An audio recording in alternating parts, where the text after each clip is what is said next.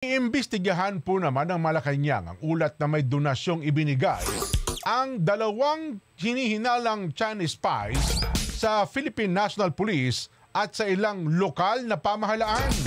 Ayon po kay Press Officer Undersecretary Attorney Claire Castro, pinag-aaralan na po nila kung ang naging donasyon ay may magandang layunin. Maging ang mga local government units na tumanggap ay ng donasyon mula sa hinihinalang dayuhang espiya ay dapat na matignan upang masigurong hindi nagagamit ang mga ito. Binanggit po ni Jose Castro na noong pandemya, maraming natanggap na ambulansya at sasakyan mula po sa China, partikular na sa Davao City. Ayon sa ulat, 3 Chinese nationals na inakusahan ng espiya ang nagbigay ng donasyon sa lalawigan ng Tarlac, 2 at sa 2 mataas na opisyal ng PNP.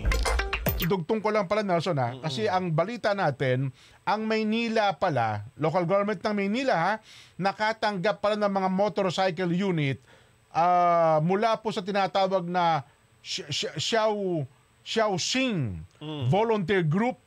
Ito daw pong Xiaoxing Volunteer Group ay sinasangkot din doon sa isyu ng pang-espiya.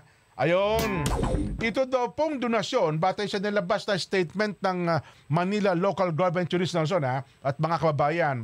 Ang donasyon daw po ay nirefer sa Office of the Mayor noon pong September 2022 sa pamamagitan ni City Administrator Bernardito Ang. Tapos, yun daw pong establishment procedures, yung City Legal Officer at ang City General Services Office ay nireview po yung deed of donation. Nagkaroon pala ng deed of donation At saka ang ilan pa pong mga dokumento may kinalaman po doon sa mga motorsiklo na i-donate ng grupo sa pamahalaang lungsod ng Maynila. Ayun. Nag-provide naman niya yun hong Shinsky Motorcycle Philippines at ang LTO. Ibig sabihin, sa mga kung pag-uusapan na documentation, mukhang nasunod po naman ang lahat ng dokumento. At yun daw pong turnover ng motorsiklo ay ginawa noong 2022 at noon lang daw pong okasyon at tagpong yun, nakaharap ni Mayor Hani Lacuna ang mga kinatawan po nitong Wang Yongyi.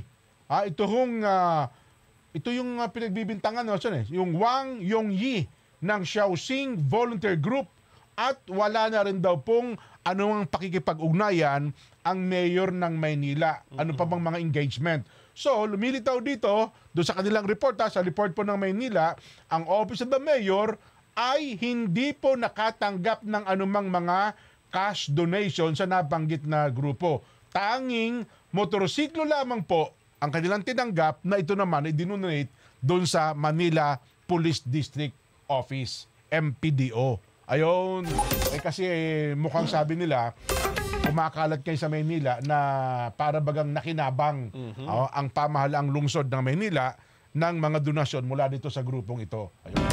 Nililinaw lamang po ng Manila City Government, motorsiklo, tinanggap, pero sa Manila Police. Wala na pong anumang cash donation. Pangalawa, isang beses lamang daw po sila nagkaharap ni si Mayor Hani at saka itong si Wang Yi. Ayaw.